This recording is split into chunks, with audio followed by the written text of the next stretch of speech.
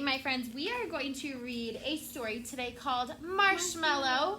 This is written and illustrated by Claire Turley Newberry, and this book has a very special kind of award. Does anybody know what award this is? Can you look closely, DJ? Caldecott Award. Yeah, this book is a Caldecott Award winner.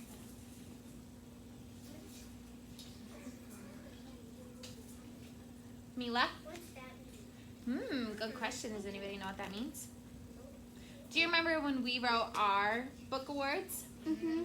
Yeah, and we wrote book awards for different things, right? And a lot of times the Caldecott Award winners, I believe, are written for good illustrations and good like lessons that teach us things. So we can look up more of that later. Here, let me see if I can look up this on our screen right here.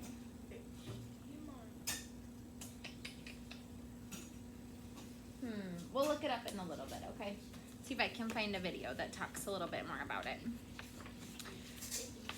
Oliver was a cat of middle-aged, gray with tabby markings. He was a bachelor without a wife or kittens and lived in an apartment in Manhattan. A housekeeper, Miss Tilly, who had been with him since kittenhood, looked after the place and prepared his meals. Many a cat has to catch his dinner before he can eat it, but Oliver was lucky. When he was hungry, all he had to do was mention the fact to Miss Tilly, and she would open the refrigerator and get out his liver or chopped beef. Where are the kittens? He doesn't have any kittens. Says he was a bachelor. He doesn't have a wife or kittens. He's single.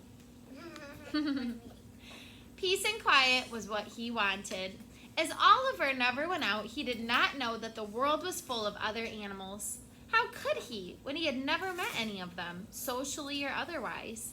The only mice in his life were the gray flannelettes, ones with catnip that he received at Christmas, and the nearest thing to a rabbit he had ever seen was a stuffed plush Easter bunny that had been given to Miss Tilly with a box of candy. But Oliver did not care. Peace and quiet was what he wanted, and his meals on time.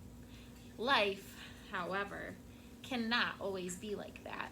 One day, Miss Tilly came home from the kitchenette. "Kitty, kitty," she called, "come here, I have a surprise for you." "Prow," replied Oliver, and he hurried to the kitchenette, expecting to find dinner served in its usual place under the sink. But it wasn't dinner this time. Miss Tilly really did have a surprise for him. Whisper it into your hand. What do you think it is? She was smiling at something she held in two cupped hands. It was small and white and furry. Give me a thumbs up if you think you were correct. "What do you think of this, Oliver?" she said. "Its name is Marshmallow." She held the furry thing to her cheek for a moment, as though it were very nice indeed. Then she set it on the floor. It had tall ears, pink eyes, a wiggly nose, and twitchy whiskers. And to Oliver's dismay, it was alive. Oliver was appalled. Ooh, say that word, appalled. Appalled. Appalled means like disgusted or like flabbergasted. Like he's like, "Oh no," do that with me. "Oh no, I'm appalled." Disgusting. He took one look at the creature, then squinched his eyes tight shut as if he could not bear the sight of it. "Oliver, what is the matter with you?" cried Miss Tilly. "Don't tell me you're afraid of a little tiny baby bunny." But Oliver was afraid. He was too frightened even to run away, but crouched in a corner of the kitchen, opening and closing its eyes as if it actually hurt them to look at a rabbit. As for Marshmallow, he paid no attention to anybody. He was a very unhappy little bunny. All he wanted was to be at home again with his nice, warm, furry mother. If he had been a kitten, he would have mewed. If he had been a puppy, he would have howled, and if he had been a baby, he would have cried all his eyes out. But being a bunny, he just sat still and felt sad.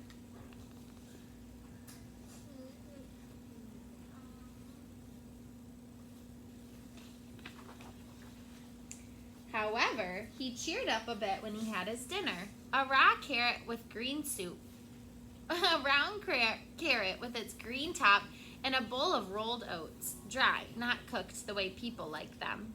The bowl said dog on it, for the shop where Miss Tilly had bought Marshmallow did not have any dishes with rabbit or bunny on them. But as Marshmallow could not read, this did not much matter.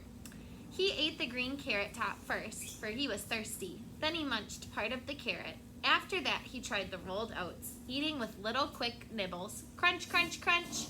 Eat like a rabbit. With his front paws in the dish. When he had finished eating, he hopped into the bowl and took a nap. That night, Marshmallow slept in the bathroom. Miss Tilly made him a bed out of a folded towel so he would be comfortable. But it was not the same as having a soft, furry mother to cuddle against. Still, he did not cry.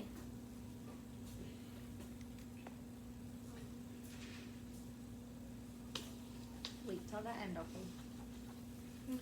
Nor did he yell for his breakfast the next morning. If only you were nice and quiet like that, Oliver, yawned Miss Tilly when Oliver woke her, as he always did, with frantic scratching and meowing at her bedroom door. He was even earlier than usual this morning because he was so excited over having a new animal in the house. Miss Tilly warmed some chopped beef for him, gave Marshmallow another carrot, and made herself some coffee and toast. Then she sat down at her typewriter and wrote, "A poem in praise of rabbits. A bunny is a quiet pet. A bunny is the best thing yet. A bunny never makes a sound. A bunny's nice to have around. Puppies whimper, bark, and growl. Kittens mew, and tomcats yell. Birdies twitter, chirp, and tweet. Moo cows moo, and lambkins beat. Some creatures bellow, others bray. Some hoot or honk or yap or neigh. Most creatures make annoying noises, even little girls and boyses. A bunny, though, is never heard. He simply never says a word. A bunny's a delightful habit. No home's complete without a rabbit." It's raining.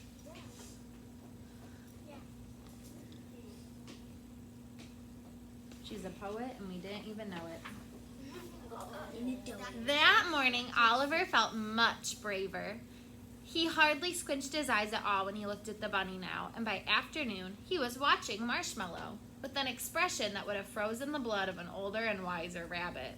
Marshmallow, however, was a very young rabbit, so young that he scarcely noticed what went on around him. He was like a tiny new baby that cannot yet focus its eyes. He ate when he was hungry, and the rest of the time he slept with his paws tucked up under him to keep warm. He certainly didn't act very dangerous, and presently Oliver grew bolder. He began creeping towards the sleeping bunny, his eyes glaring wickedly. But just as he lashed his tail and got ready to spring, Miss Tilly cried, "Oliver, don't you dare hurt that bunny!" Oliver sat up, blinking innocently as if to say, "Why, Miss Tilly, what an idea! I wouldn't have dreamt of such a thing." But Miss Tilly was not so sure. "This just isn't going to work out," she told herself sadly. "Cats always have hunted rabbits, and I suppose they always will." She put Oliver in the other room, and after that she did not let him come near Marshmallow.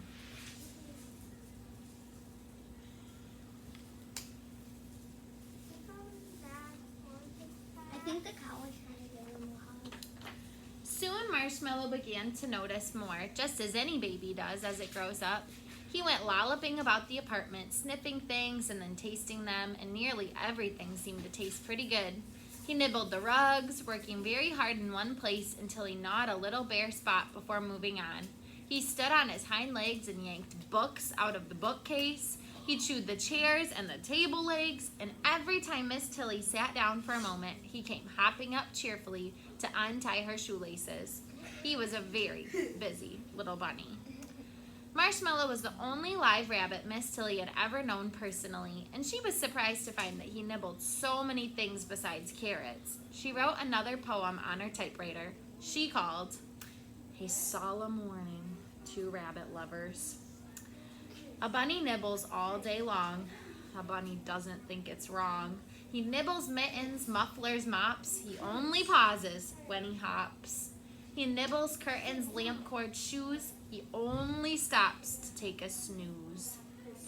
Sofa pillows, ribbons, rugs. He takes a mouthful, then he tugs. Galoshes, boxes, books, and strings. A bunny nibbles everything. Well, he's kind of like a baby still, right? Yeah, but you just hurt the moment realizing she doesn't like. Whenever Miss Tilly went out, she left the two animals in separate rooms, for she did not trust Oliver. One afternoon, she stayed out later than usual. Turn to partner, whisper a prediction. What do you think's gonna happen? Find a partner. My friends, if the partner is not next to you, you might need to scoot over a little bit so that you have a partner.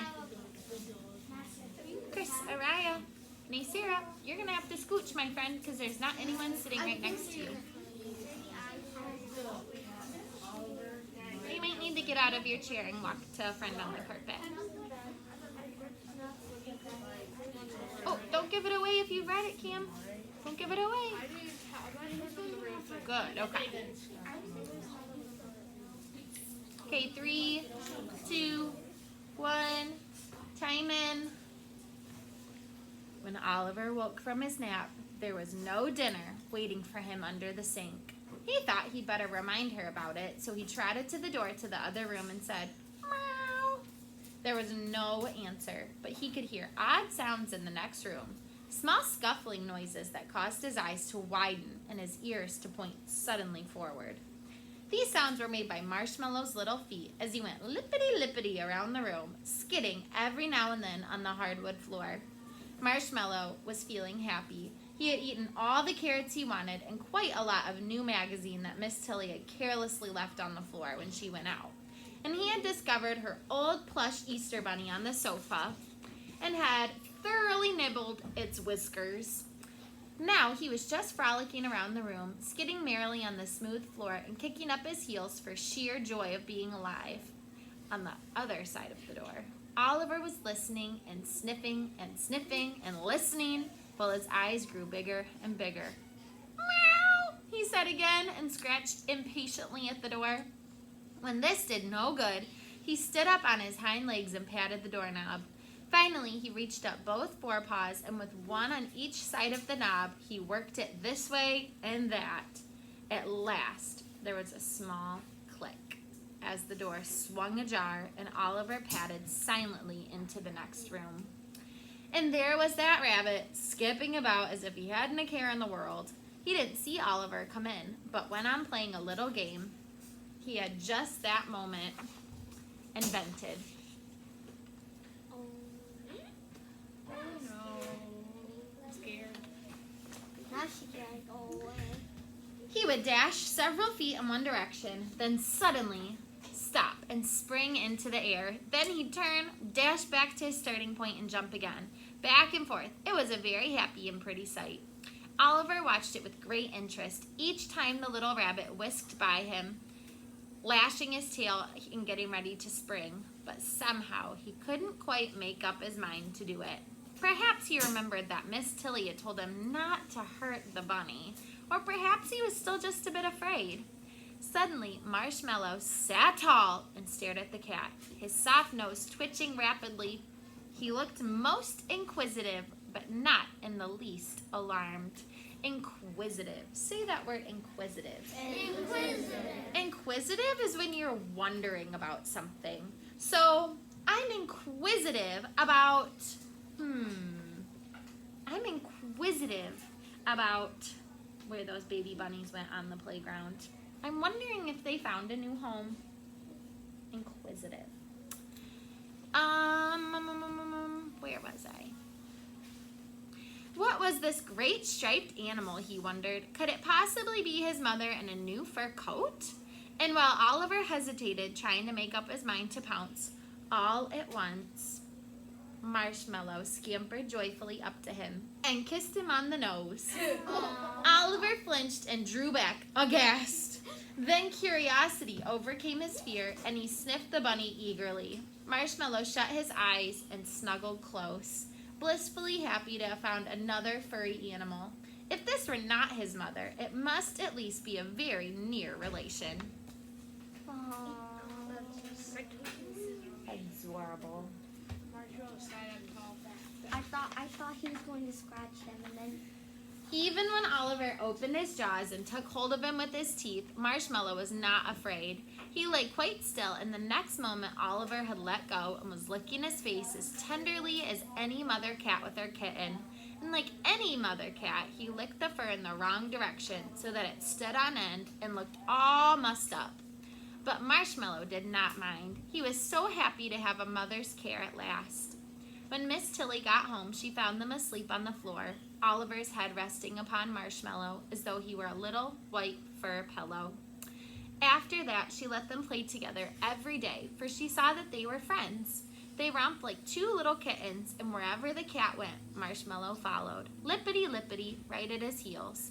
And whenever Oliver lay down to take a nap,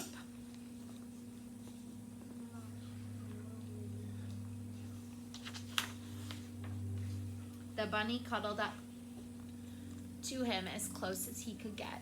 He could scarcely have loved Oliver more if he had been his mother. Oliver forgot that he had ever thought of Marshmallow as a strange animal to be pounced upon. He adopted the little bunny and brought him up as his own kitten, often scrubbing him so thoroughly that his fur stood on end for hours. And although Oliver never said so, I cannot help but think, in time he came to agree with Miss Tilly. A bunny's a delightful habit. No home's complete without a rabbit. I say bunny.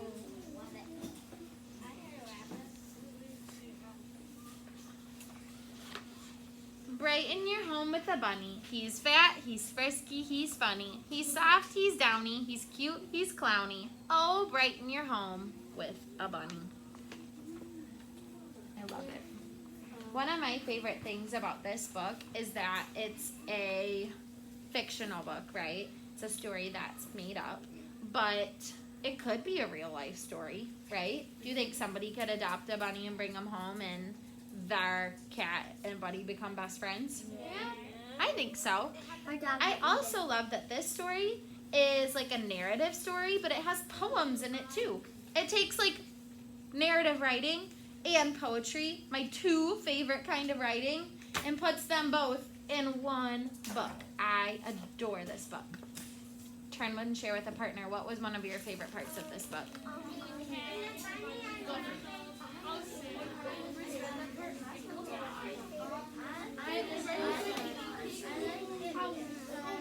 Virtual friends, I hope that you enjoyed our book Marshmallow. I will see you guys at our Read Aloud tomorrow.